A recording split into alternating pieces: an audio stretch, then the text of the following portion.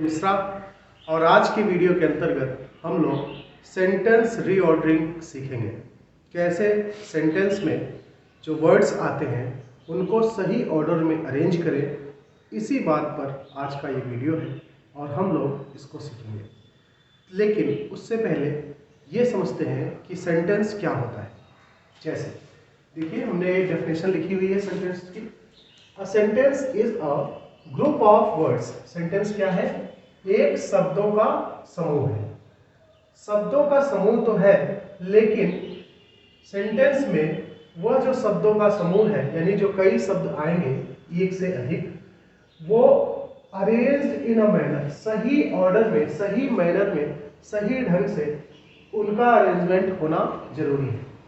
और यह जो अरेंजमेंट हो, ये जो शब्दों का अरेंजमेंट हो, यह मिलकर के क्या करे? एक कंप्लीट सेंस दे। क्लियर? इसके अलावा इसमें क्या होना चाहिए? It should contain at least one subject and one predicate. इसमें एक सब्जेक्ट और एक प्रेडिकेट का भी होना जरूरी है। सब्जेक्ट क्या होता है? सब्जेक्ट जिसके बारे में कुछ कहा जाए उसे क्या बोलेंगे? सब्जेक्ट। और प्रेडिकेट क्या होता है? जो कुछ भी सब्जेक्ट के बारे में कहा जाएगा वही होगा प्रेडिकेट। क्लियर? जिसके बारे में कुछ कहा जाए वह सब्जेक्ट, और सब्जेक्ट के बारे में जो कुछ कहा जाए वह प्रेडिकेट। क्लियर? अब ये जो सब्जेक्ट या प्रेडिकेट है, ये या तो एक्सप्लिसिट होगा, एक्सप्लिसिट मतलब क्लियर, जिसका सेंस बिल्कुल क्लियर निकलेगा, यानी जिसमें सब्जेक्ट और प्रेडिकेट दोनों दिखाई देंगे। या ये इम्प्लिसिट भी हो सकता है। इम्प्लिसिट का मतलब अनक्लियर, यानी ऐसा भी हो सकता है कि सेंटेंस में सब्जेक्ट हिडन हो, छिपा हुआ हो, ठीक है, दिखाई ना दे। जैसे कि जनरली इंपरेटिव सेंटेंसेस में होता है जिसमें सब्जेक्ट छिपा होता है। जैसे मैं भी लिखूं आई गो, मैं जाता हूं, तो यहाँ पे आई सब्जेक्ट हो गया और गो प्रेडिकेट हो गया, ठीक है। लेकिन अभी आई को अगर हम हटा दें, केवल इतना लिख दें गो मीन्स जाओ, अब यह एक क्या हो गया? ऑर्डर। तो ये इंपरेटिव सेंटेंस हो गया। अब इसका जो सब्जेक्ट है, सब्जेक्ट क्या होता है? सब्जेक्ट क्या है इसमें? यू। ये हिडन है, ये इम्प्लिसिट है, ये क्लियर नहीं है। तो ऐसा भी हो सकता है कि सेंटेंस में सब्जेक्ट जो हो वो इम्प्लिसिट हो, सब्जेक्ट या प्रेडिकेट। क्लियर? अब देखिए, एक सेंटेंस की जो विशेषताएं हैं वो क्या क्या होती हैं, इनको समझते हैं। सबसे पहली विशेषता ये है कि कोई भी सेंटेंस हो उसकी शुरुआत एक कैपिटल लेटर से होनी चाहिए। यानी हर एक सेंटेंस की शुरुआत किससे होती है? कैपिटल लेटर से। क्लियर? और इसकी एंडिंग कहां से होती है? कोई एक फुल स्टॉप हो, या क्वेश्चन मार्क हो, या एक्सक्लेमेशन मार्क हो, ठीक है, ये एक्सक्लेमेशन मार्क, ठीक है। तो इन तीनों मार्क्स में से कोई एक मार्क लगा होना चाहिए। वो सेंटेंस पे डिपेंड करता है कि किस टाइप का सेंटेंस है, उसी के अकॉर्डिंग ये मार्क्स लगेंगे। लेकिन इन्हीं तीनों में से कोई एक लगा होना चाहिए। इसके अलावा अगर कोई मार्क लगता है तो वह सेंटेंस नहीं होगा। क्लियर? तीसरी विशेषता ये है, it contains at least one subject and one predicate. जैसे कि हमने यहाँ भी बताया था कि इसमें कम से कम एक सब्जेक्ट और एक प्रेडिकेट होना जरूरी है। यानी इसको ये भी कह सकते हैं कि इसमें एक क्लॉज का होना जरूरी है। चौथी जो विशेषता है, it follows a grammatical word order और स्टैंडर्ड वर्ड ऑर्डर। यानी इसे एक जो मानक है, जो स्टैंडर्ड है वर्ड ऑर्डर का, जो ग्रामर के अकॉर्डिंग करेक्ट है, उस वर्ड ऑर्डर को फॉलो करना चाहिए। यानी हर एक सेंटेंस का एक सही वर्ड ऑर्डर होना चाहिए। तो इसी चीज को हम लोग आज के वीडियो में सीखेंगे कि कैसे वर्ड ऑर्डर को अरेंज करें, शब्दों का सही क्रम कैसे बनाएं। क्लियर? तो ये है, देखिए हमारा वर्ड ऑर्डर क्या होता है। सब्जेक्ट, सेंटेंस में सब्जेक्ट होता है, ये तो हो गया सब्जेक्ट वाला पार्ट। अब यहां से लेकर जहां से वर्ब शुरू होता है, इधर जो दिया गया है वर्ब, ऑब्जेक्ट, कॉम्प्लीमेंट और एडवर्बियल्स, ये आते हैं प्रेडिकेट के अंतर्गत। यानी इतना हो गया सब्जेक्ट और इधर वाला पार्ट क्या हो गया? प्रेडिकेट। दो ही पार्ट होते हैं सेंटेंस में।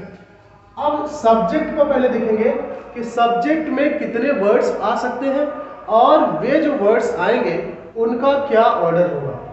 देखिए सब्जेक्ट में एक तो हमारा होता है हेड वर्ड यानी मुख्य शब्द। ये जो हेड वर्ड होता है यह कोई नाउन या प्रोनाउन हो सकता है। नाउन के स्थान पर जो वर्ड आए उसको क्या बोलेंगे, प्रोनाउन।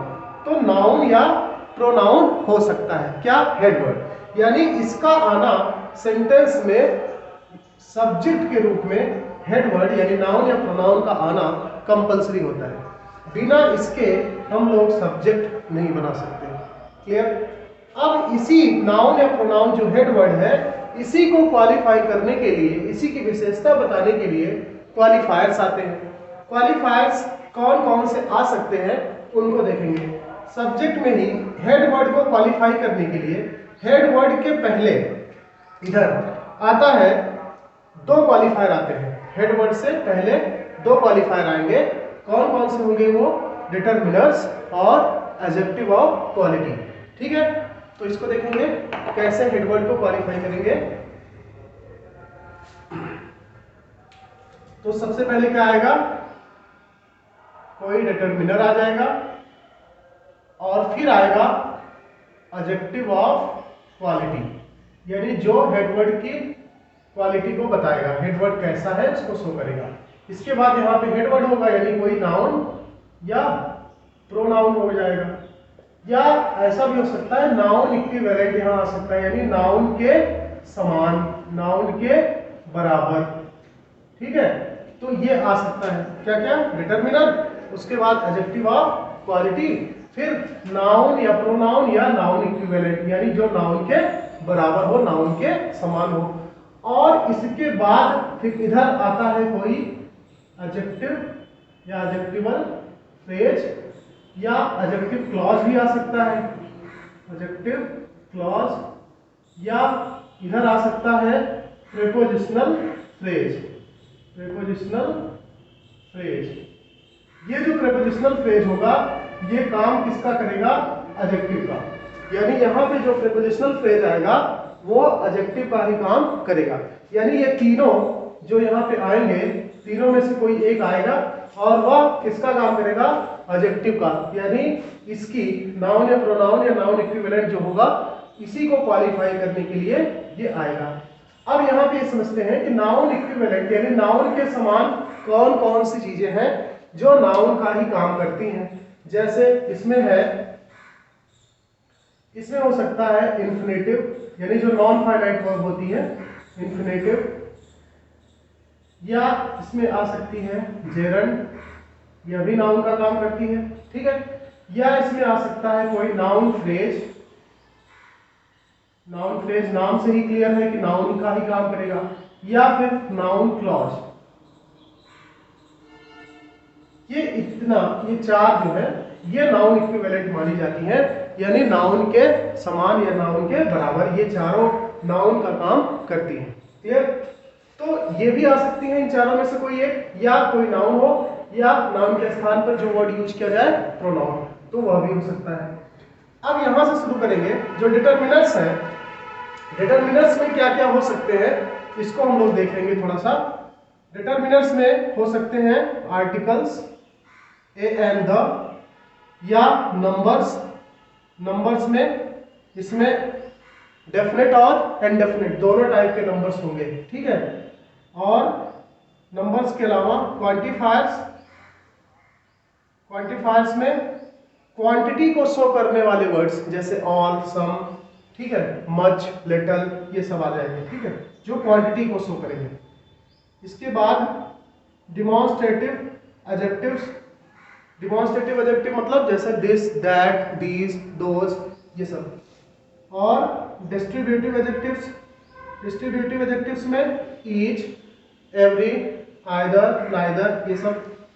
इसके बाद इंट्रोगेटिव एडजेक्टिव्स यानी इंट्रोगेटिव वर्ड्स जैसे जो एडजेक्टिव का काम करें, जैसे व्हाट, विच, हुज, ये सब। और एक है इसमें पजेसिव एडजेक्टिव्स।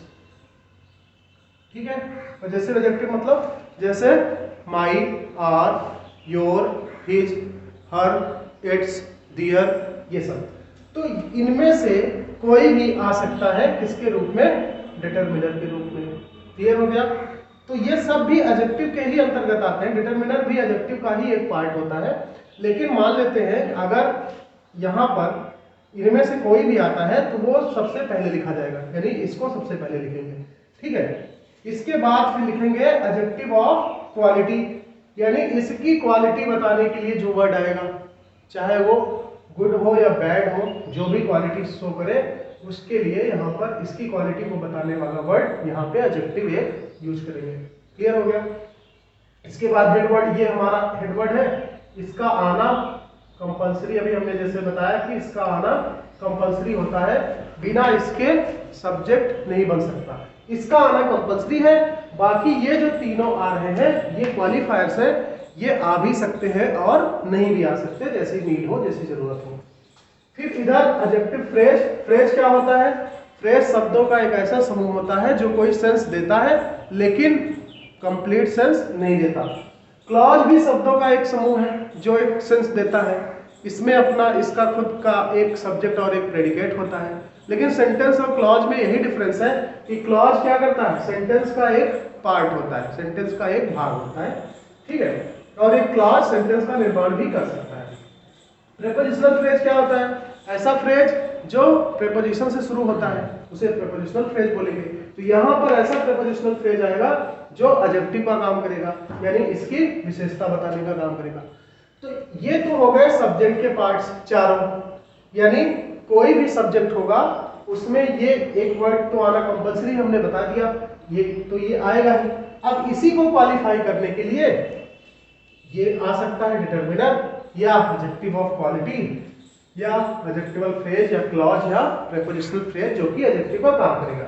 तो ये तीनों भी इसको क्वालिफाई करने के लिए आ सकते हैं। ठीक है, अब ये जरूरी नहीं कि तीनों आए ही, इन तो तीनों में से हो सकता है एक ही आए या दो आ जाए या फिर तीनों आ जाए। लेकिन अगर सारे आते हैं सभी, तब इनका जो वर्ड ऑर्डर होगा वो इसी क्रम में होगा, यानी सबसे पहले ये लिखा जाएगा, फिर नंबर 2 पे ये, और नंबर 3 पे हमारा ये रहेगा, और चौथे नंबर पे फोर्थ पोजीशन इसकी ये होगी। ठीक है, अब यहाँ एक चीज और समझ लीजिए, अगर आपका हेडवर्ड प्रोनाउन है, अगर हेडवर्ड नाउन है और नाउन में भी प्रॉपर नाउन को छोड़ के, प्रॉपर नाउन को छोड़कर बाकी कोई और नाउन है, तो ये दोनों आ सकते हैं इसके पहले। ठीक है, लेकिन अगर प्रॉपर नाउन हो गया या आपका प्रोनाउन हो गया, तब ये दोनों नहीं आएंगे। ये भी ध्यान रखना है कि अगर प्रोनाउन है या प्रॉपर नाउन है तब ये दोनों नहीं आ सकते। ठीक है, ये वाला चाहे नाउन आए या प्रोनाउन आए, ये वाला आ सकता है। ये इतना क्लियर हो गया। अब हम लोग पढ़ेंगे आगे, ये जो प्रेडिकेट है इनकी चर्चा करेंगे कि इनको कैसे, इसमें क्या क्या वर्ड्स आते हैं और इनको कैसे वर्ड ऑर्डर में अरेंज करें, कैसे किस क्रम में रखें।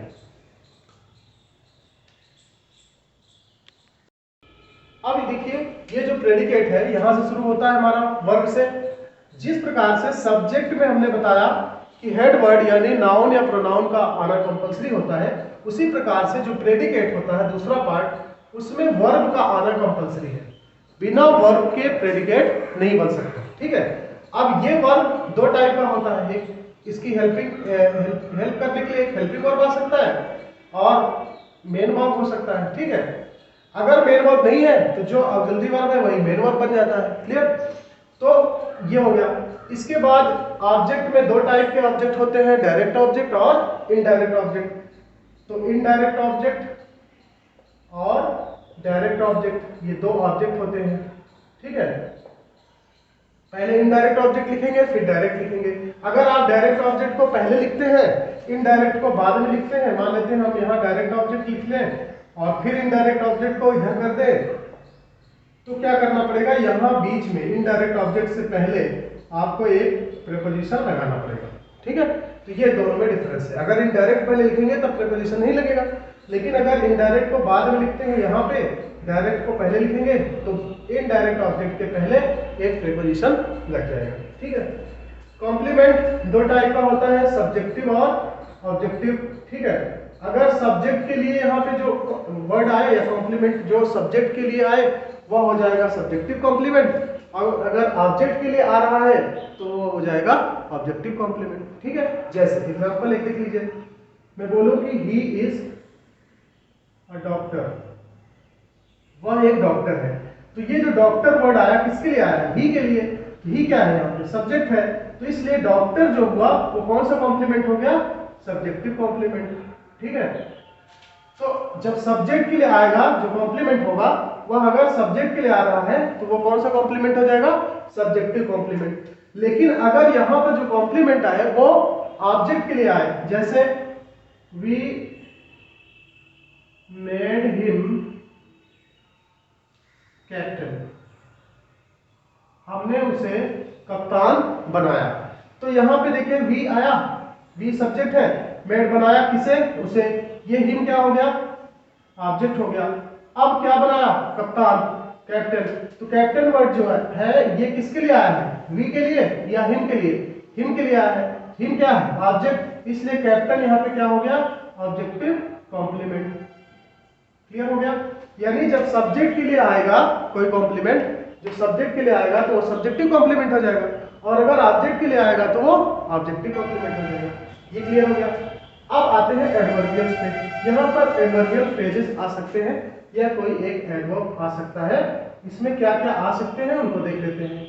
इसमें हो सकता है adverb of manner, adverb of place, adverb of frequency, adverb of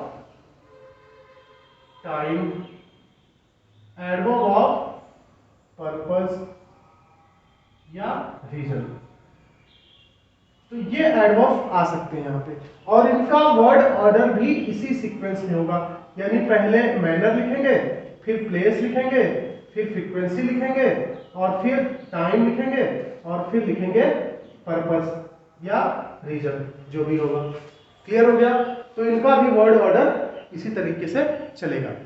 अब इन सारे जो भी लिखे गए सारे क्लियर हो गए वर्ड ऑर्डर कि किस ऑर्डर में कौन सा आएगा।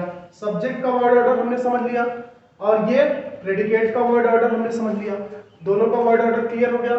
अब हम लोग कैसे वर्ड ऑर्डर बनाएंगे? मान लीजिए जम्बल्ड वर्ड्स दिए गए हैं, शब्दों का क्रम निर्धारित नहीं है जो जैसे एग्जाम में आता है, तो उनको सही ऑर्डर में करने के लिए हम कैसे सही ऑर्डर बनाएंगे इसको अब सीखेंगे। ठीक है, चलिए आगे देखते हैं। चलिए तो आप देखेंगे वर्ड ऑर्डर कैसे अरेंज करेंगे। सबसे पहले कोई भी सेंटेंस दिया हो तो उसमें वर्ब को ढूंढना है।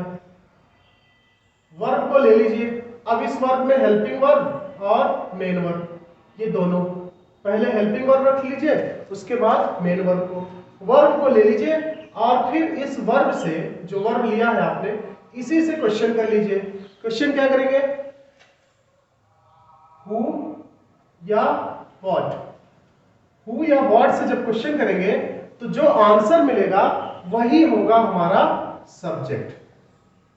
और फिर सब्जेक्ट में देख लीजिएगा कितने वर्ड्स हैं, उन वर्ड्स को उसी ऑर्डर में अरेंज कर दीजिएगा। यानी नाउन रहेगा, नाउन को क्वालिफाई करने के लिए दो पहले आ जाएंगे, डिटर्मिनर और एडजेक्टिव ऑफ क्वालिटी, और उसके बाद कोई फ्रेज या क्लॉज आ जाएगा जो नाउन को क्वालिफाई करेगा। तो सबसे पहले क्या लिख लेंगे? सब्जेक्ट। अगर लिविंग है तो हु से करेंगे, नॉन लिविंग है तो व्हाट से क्वेश्चन कर लेंगे। ठीक है, सब्जेक्ट के बाद ये वर्ब हो गया। अब इसके बाद ऑब्जेक्ट का पता लगाने के लिए क्या करेंगे? whom से क्वेश्चन कर लेंगे। whom से क्वेश्चन करेंगे तो जो आंसर मिलेगा वो हो जाएगा हमारा इनडायरेक्ट ऑब्जेक्ट। ठीक है, तो इनडायरेक्ट ऑब्जेक्ट हो गया। फिर क्वेश्चन करेंगे व्हाट, तो व्हाट से जो आंसर मिलेगा वो क्या हो जाएगा? Direct object. तो इनडायरेक्ट ऑब्जेक्ट हो गया, डायरेक्ट ऑब्जेक्ट हो गया। हमने ये भी बताया कि अगर डायरेक्ट ऑब्जेक्ट को आप पहले लिखेंगे तब क्या करना पड़ेगा? इनडायरेक्ट ऑब्जेक्ट के पहले एक प्रीपोजिशन लगाना पड़ेगा। तो ऐसा भी आप कर सकते हैं, इसको पहले रख दीजिए, इसको बाद में, लेकिन तब ध्यान रखिएगा कि अगर इसके पहले प्रीपोजिशन लगाना हो तभी इसको उधर करना है। ठीक है, इसके बाद फिर आप एडवर्बियल्स लिखेंगे। एडवर्बियल्स में पहले लिखेंगे किसका क्वेश्चन करेंगे, क्या क्वेश्चन करेंगे? हाउ। हाउ से क्वेश्चन करने में जो आंसर मिलेगा उसको लिख लेंगे, यानी मैनर यहाँ आ जाएगा। इसके बाद वेयर से प्लेस आ जाएगा। ठीक है, फिर फ्रीक्वेंसी के लिए क्वेश्चन करेंगे हाउ ऑफन। हाउ ऑफन करेंगे यानी कब कब, तब आ जाएगा आपका फ्रीक्वेंसी। इसके बाद फिर क्वेश्चन कर लेंगे व्हेन से पता चल जाएगा टाइम, और फिर वाई से पर्पस या रीजन। ठीक है, तो ये क्वेश्चन हमें करना है, ये एडवर्बियल्स को शो करेंगे, ये जो पांचों है। ठीक है, तो वर्ड ऑर्डर क्या हो गया, वर्ब तो था ही यहाँ पे, वर्ब से क्वेश्चन हमने किया, इसी से सारे क्वेश्चन करने हैं, इसको ध्यान रखना है। वर्ब को पहले लेना है, हेल्पिंग वर्ब और मेन वर्ब, और उसी से सारे क्वेश्चन करते जाना है, जो आंसर मिलता जाए उसको लिखते चले जाना है। मान लीजिए किसी क्वेश्चन का आंसर नहीं मिलता है तो उसको स्किप कर दीजिए, उसको मत लिखिए, उसके आगे वाला लिख लीजिए। ठीक है, तो वर्ब लीजिए, वर्ब से क्वेश्चन करिए हु या व्हाट, तो जो आंसर मिलेगा वही क्या हो जाएगा, सब्जेक्ट। फिर आगे क्वेश्चन करेंगे हुम या व्हाट, तो इससे जो आंसर मिलेगा वो हो जाएगा हमारा ऑब्जेक्ट, हुम से इनडायरेक्ट ऑब्जेक्ट और व्हाट से डायरेक्ट ऑब्जेक्ट। ठीक है, फिर क्वेश्चन करते जाइए, हाउ से मैनर निकल आएगा, वेयर से प्लेस हो गया, हाउ ऑफन से हो गया फ्रीक्वेंसी, और व्हेन से हो गया टाइम, और वाई से हो गया पर्पस या रीजन। तो इस प्रकार से ये निकल आएगा। ठीक है, अब यहाँ पर जो एडवर्बियल्स का सीक्वेंस है, वर्ड ऑर्डर है, वो इसी क्रम में रहेगा, यानी पहले ये, फिर दूसरे नंबर पे ये, तीसरे नंबर पे इसको रखना है, चौथे नंबर पे इसको, और पांचवें नंबर पे इसको। अगर सारे आते हैं तो लिखेंगे, नहीं आता है तो जो नहीं आएगा उसको छोड़ देंगे, उसके आगे वाला लिखेंगे। ठीक है, अब यहाँ पे एक चीज और समझना है कि मान लीजिए यहाँ पे जो वर्ब दिया गया है वह हो वर्ब ऑफ मूवमेंट। ठीक है, यानी मूवमेंट को शो करने वाला कोई वर्ब हो, मूवमेंट को शो करने वाले वर्ड जैसे कम, गो, एंटर, अराइव, इनमें से कोई हो एक्सेट्रा, इसी प्रकार से, यानी मूवमेंट को शो करने वाला कोई वर्ब हो, तब जो एडवर्बियल्स है, इस एडवर्बियल्स का सीक्वेंस थोड़ा सा चेंज हो जाएगा। क्या चेंजिंग होगी, मैनर और प्लेस के ये दोनों चेंज हो जाएंगे, यानी पहले प्लेस आ जाएगा फिर मैनर आ जाएगा, इनके क्रम में कोई चेंजिंग नहीं होगी, बस थोड़ा सी चेंजिंग क्या होगी, प्लेस पहले हो जाएगा और मैनर बाद में हो जाएगा। तो ये चेंजिंग ध्यान रखिएगा, क्या जो अभी मैनर पहले है प्लेस बाद में है, उसमें क्या हो जाएगा, प्लेस पहले हो जाएगा, यानी वेयर से क्वेश्चन आप पहले कर लेंगे, उसका आंसर जो मिलेगा लिख लेंगे, फिर मैनर वाला लिख लेंगे। ठीक है, बाकी चीजें बिल्कुल इसी ऑर्डर में रहेंगी और कुछ भी चेंजिंग नहीं होगी। क्लियर हो गया इतना? अब आगे देखेंगे, इसका एक एग्जांपल लेते हैं। एग्जांपल क्या है उसको देखेंगे। हमने यहाँ पे देखिए वर्ब ले लिया है, वर्ब से क्वेश्चन किया, वर्ब क्या है, डू, डू मतलब करता है, करना, तो करता है, कौन काम करता है, ये आई, मैं। ठीक है, तो मैं करता हूं क्या, माय वर्क, अपना काम, कैसे, क्विकली, तेजी से, जल्दी जल्दी, कहाँ, एट माय होम, अपने घर पर, प्लेस को शो कर रहा है, कब कब करता हूँ, एवरी मॉर्निंग, हर एक सुबह करता हूँ, फिर कब, टाइम क्या होता है हर एक सुबह, आफ्टर ब्रेकफास्ट, यानी नाश्ता करने के बाद, फिर क्यों करता हूँ, in order to catch the bus to school, ताकि मैं स्कूल के लिए अपनी बस पकड़ सकूं। ये क्या है, इसका पर्पस हो गया, काम करने का ये पर्पस हो गया। ठीक है, अब यहाँ पर पर्पस या रीजन आ सकता है, अगर रीजन आएगा तो यहाँ पर कैसे स्ट्रक्चर क्या बनेगा, इसको भी समझ लीजिए। जो यहाँ पे इन्फिनेटिव लिखा हुआ है, यानी 2 + V1, अब ये इन्फिनेटिव ना होकर के यहाँ पे हो जाएगा फॉर प्लस जेरंड हो जाएगा।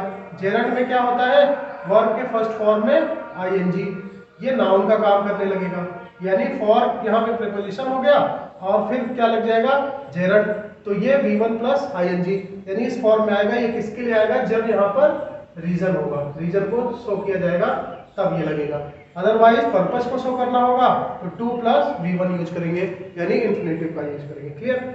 अब एक हमने लिया हुआ है, ये देखिए, इसमें वर्ड्स जम्बल्ड है, इनको सही ऑर्डर में अरेंज करना है। तो इसका तरीका क्या है, सबसे पहले क्या करेंगे, हेल्पिंग वर्ब और मेन वर्ब को लेंगे। तो इसमें वर्ब कहाँ पे दिखाई दे रही है, सब पूरा देखिए, वर्ब कहाँ दिखाई दे रही है, ये है वॉज, ये हो गई वर्ब, और कौन सी वर्ब दिखाई दे रही है, कॉलिंग। ठीक है, अब यहाँ पे भी प्लग भी एक वर्ब है, लेकिन यहाँ पे देखिए टू लगा हुआ है, जिसका मतलब ये क्या है, इन्फिनेटिव है। ठीक है, 2 + V1, तो इसलिए इन्फिनेटिव तो हमारा मेन वर्ब हो नहीं सकती। ठीक है, तो किसको लेंगे, वॉज और कॉलिंग को, तो यहाँ लिख लीजिए वॉज कॉलिंग।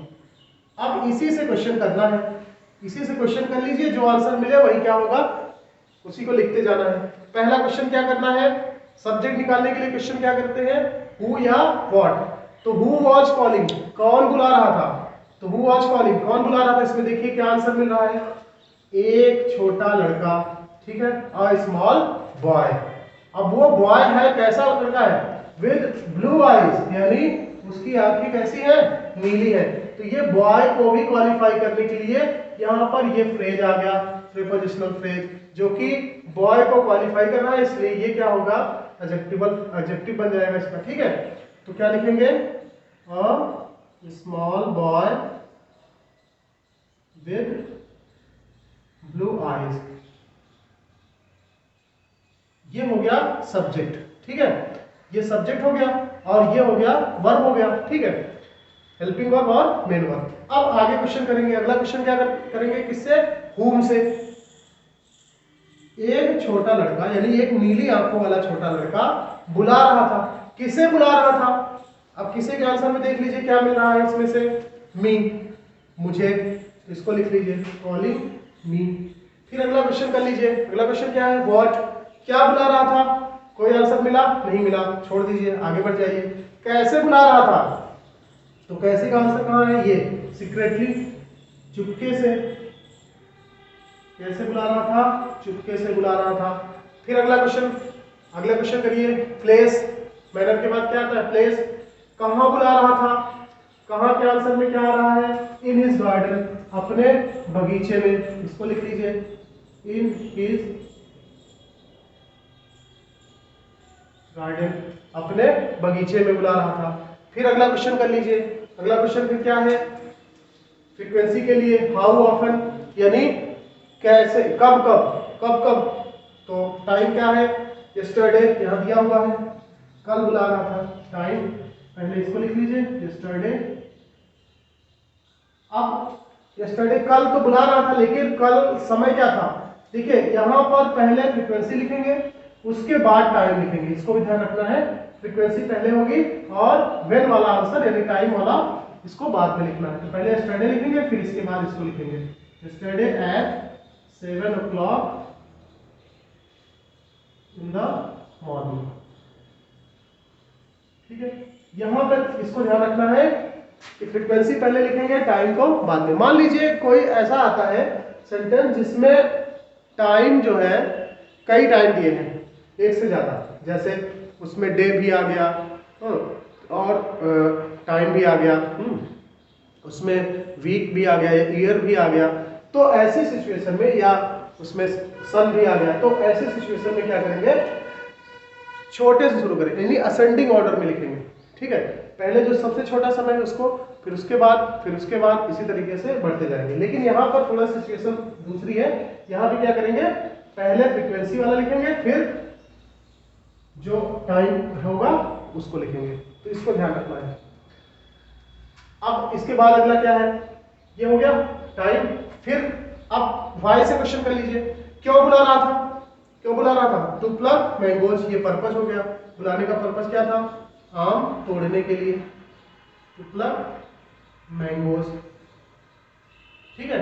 तो ये वर्ड ऑर्डर हमारा पूरा बन गया, इसी क्रम में अरेंज करना है। तो इस प्रकार से हमने देखा कि जितने भी दिए गए हैं वर्ड्स, इसमें सब अरेंज हो गए सही ऑर्डर में।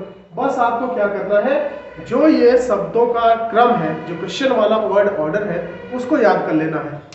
उसको याद करने का बिल्कुल आसान तरीका है, वर्ब लीजिए, वर्ब से क्वेश्चन कर लीजिए, हु या व्हाट, यानी कौन अथवा क्या, तो जो आंसर मिलेगा वही क्या हो जाएगा, सब्जेक्ट। उसके बाद वर्ब लिख लीजिए, वर्ब में हेल्पिंग वर्ब, मेन वर्ब। फिर उसके बाद अगला क्वेश्चन कर लीजिए हुम, तो जो आंसर मिलेगा वो इनडायरेक्ट ऑब्जेक्ट हो जाएगा। फिर क्वेश्चन कर लीजिए व्हाट, क्या, तो जो आंसर मिलेगा वो हो जाएगा आपका डायरेक्ट ऑब्जेक्ट। फिर क्वेश्चन कर लीजिए हाउ, कैसे, तो वो हो गया आपका मैनर। फिर वेयर, कहाँ, तो वो हो गया प्लेस, ठीक है। फिर हाउ ऑफन, कब कब, फ्रीक्वेंसी को बताने के लिए वो लिख लीजिए। फिर उसके बाद टाइम को शो करने के लिए व्हेन क्वेश्चन कर लीजिए, तो जो आएगा वो टाइम लिख लीजिए। फिर लास्ट में वाई क्वेश्चन कर लीजिए और जो आंसर मिलेगा वो पर्पस या रीजन हो जाएगा। इसी वर्ड ऑर्डर में आपको शब्दों को अरेंज करना है। तो वही काम करना जैसे हमने बता दिया अभी। पहले हेल्पिंग वर्ब मेन वर्ब लीजिए और क्वेश्चन करते जाइए, जो आंसर मिलता जाए उसको लिखते चले जाइए। तो इस प्रकार से आपका सेंटेंस जो होगा उसमें जो वर्ड्स होंगे वो सही ऑर्डर में अरेंज हो जाएंगे। ठीक है, अब यहाँ पे हमने लिखा ही था पूरा, आप नोट कर लीजिएगा, इसका स्क्रीनशॉट ले लीजिएगा और सब कुछ पूरा कॉपी में नोट कर लीजिएगा ताकि आपको याद करने में कोई प्रॉब्लम ना आए, जो वर्ड ऑर्डर है याद है। यहाँ पे इसको ध्यान रखना बहुत जरूरी है। ये जो है जो हमने सब्जेक्ट के रूप में लिखा है, यहाँ पे बॉय आपका हो गया हेड वर्ड यानी नाउन का काम कर रहा है, और ये स्मॉल हो गया एडजेक्टिव, और ए जो है ये आर्टिकल है यानी डिटरमिनर हो गया। ठीक है, विद ब्लू आईज हो गया यहाँ पे फ्रेज, प्रीपोजिशनल फ्रेज। तो ये चारों सेंटेंस में सब्जेक्ट के रूप में आ सकते हैं, यानी एक सब्जेक्ट में यही चार आ सकते हैं, इनसे ज्यादा नहीं आएगा। तो एक सब्जेक्ट भी इतना ही बड़ा हो सकता है, यानी चार चीजें ही उसमें आ सकती हैं और इसी ऑर्डर में आएंगी। अब एक चीज और यहाँ पे ध्यान रखना है कि नाउन जहां कहीं भी आएगा, यानी नाउन आपका ऑब्जेक्ट के रूप में भी तो आ सकता है, ऑब्जेक्ट में आ सकता है या इधर भी आ सकता है आपका। ठीक है, तो नाउन जहां कहीं भी आएगा उसके क्वालिफायर्स, यानी ये जो तीनों क्वालिफायर्स है ये उसके साथ आ सकते हैं, यानी कहीं पर भी जहां कहीं भी नाउन आएगा नाउन के क्वालिफायर्स भी उसके साथ आ सकते हैं। जरूरी नहीं कि आए ही, लेकिन आ सकते हैं। ठीक है, यानी उनको यूज किया जा सकता है अगर आपको सेंस देना हो उसी प्रकार से। तो नाउन जहां कहीं भी आएगा उसके साथ ये जो तीनों क्वालिफायर्स उसके हैं ये भी आ सकते हैं। क्लियर हो गया? तो ये रहा आज का वीडियो। आप इसको लाइक करिए, शेयर करिए, और हमारे चैनल को अगर अभी तक आपने सब्सक्राइब नहीं किया हो तो जल्दी से सब्सक्राइब कर लीजिए ताकि आगे भी आपको और भी वीडियोज मिलते रहें। Thank you.